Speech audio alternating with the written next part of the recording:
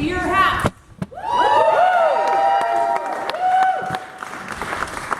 I'm Elizabeth Scott from the 39th District, which is most of Snohomish, most of Skagit, and a chunk of northeast King County, basically from Monroe to Cedro-Woolley.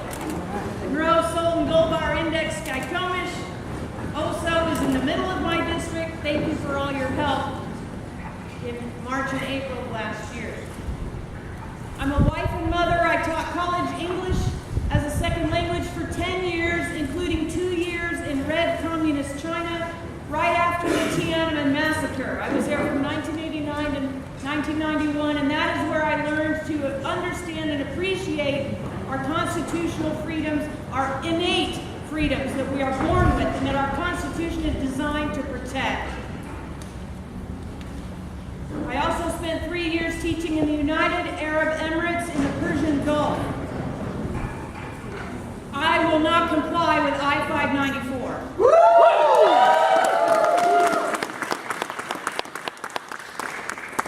It's unconstitutional, unenforceable, and unjust, and I said quite a bit more about that at the December rally. So if you didn't see it, be sure to look up all our speeches from December. It's awesome.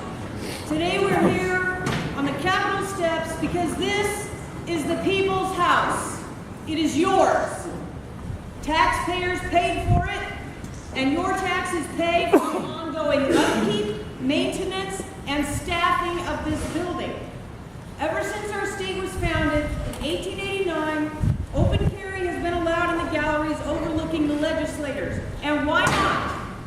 It says right in our Washington State Constitution, in the opening sentence, "We, the people of the state of Washington, grateful to the supreme ruler of the universe for our liberties, do ordain this Constitution.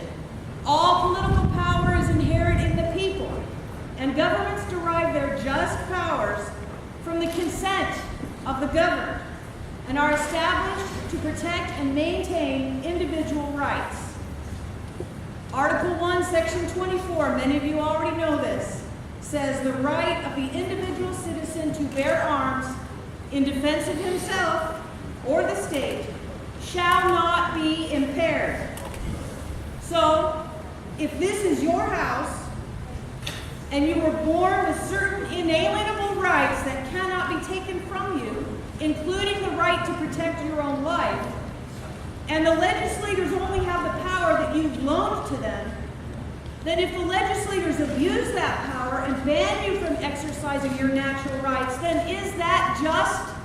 No. No.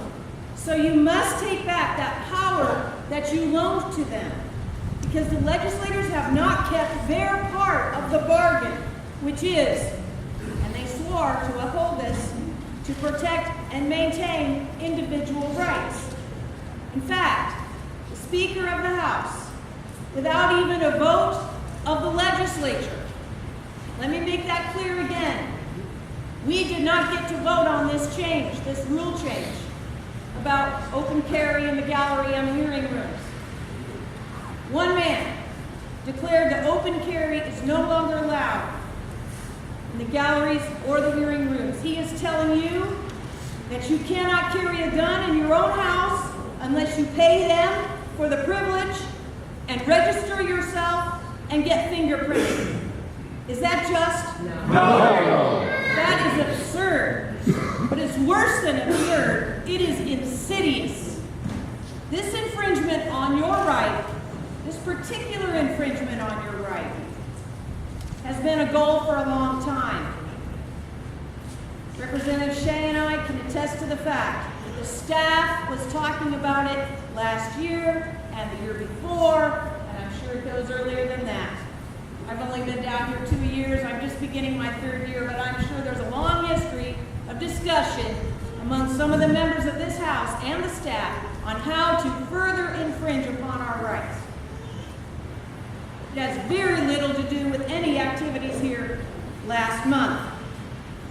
It has everything to do with power and control and intimidation, as is evidenced by the onslaught of gun-grabbing bills that have been introduced so far this session, here and around the country, sponsored sponsored by legislators whose campaigns and gun-grabbing conferences are funded by billionaires who have their own armed security guards.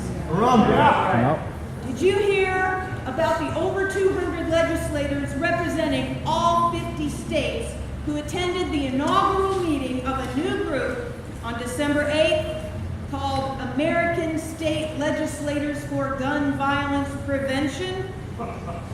One of those 200 plus legislators who attended that gun-grabbing strategy conference is the chair of the Judiciary Committee of this House. Track the gun bills using WashingtonVotes.com and the legislature page. Just Google Washington State Legislature, you'll find it. You can call the Judiciary Committee chair who attended that conference, and you can tell her your thoughts. If you don't have this number in your phone, I encourage you to take out your phone and put this hotline in, and you can direct it. You can say, I want this to go to the chair of the Judiciary Committee. That number, this is the legislative hotline to call about any bills. 1-800-562-6000. You don't even have to know your district number. You tell them your address, and then they send it directly to your state reps and your senator. When I thought about this rally today, I asked myself two questions. It does mean giving up a night with my family last night, okay? So I weighed it carefully. Should I go to this one? I've gone to the others, but should I go?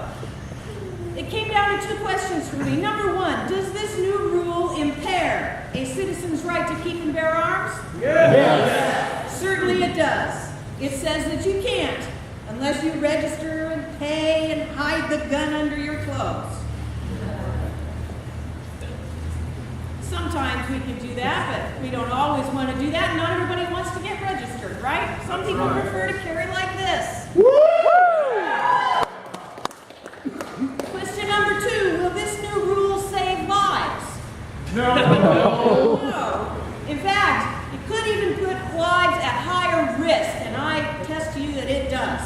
I carry a gun every day, not this one, a little more concealed than this one. I carry at least one gun every day, because a cop is too heavy, and a guard is too heavy.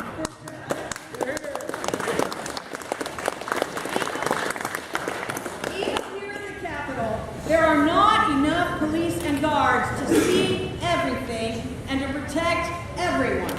It's physically impossible, you know that. Therefore, you should have the right to be ready to protect your own life and those around you.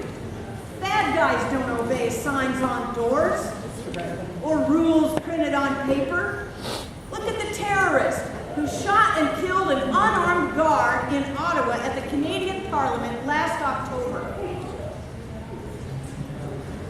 Then he stole a car and drove up closer to the Parliament building, ran in, shooting at the doors as he ran past the caucus rooms where the members were discussing the bills. What stopped his rampage? Man with a gun. A good guy with a gun, an armed guard.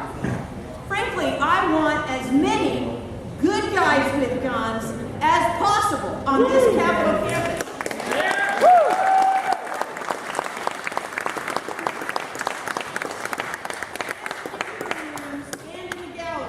It makes me feel safer. I feel unsafe. I feel like a sitting duck when I see a sign that says gun-free zone, because that's where the mass shootings occur. Hello. But guess what? It really isn't about my feelings, is it? It's about yours and my God-given rights to protect yourself. Woo!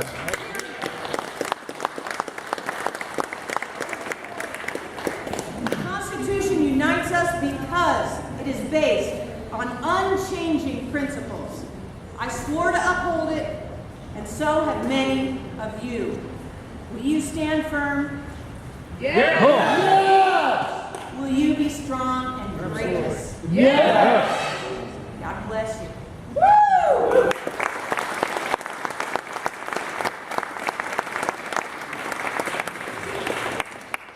Isn't it good to know we have our people in this house? Yes.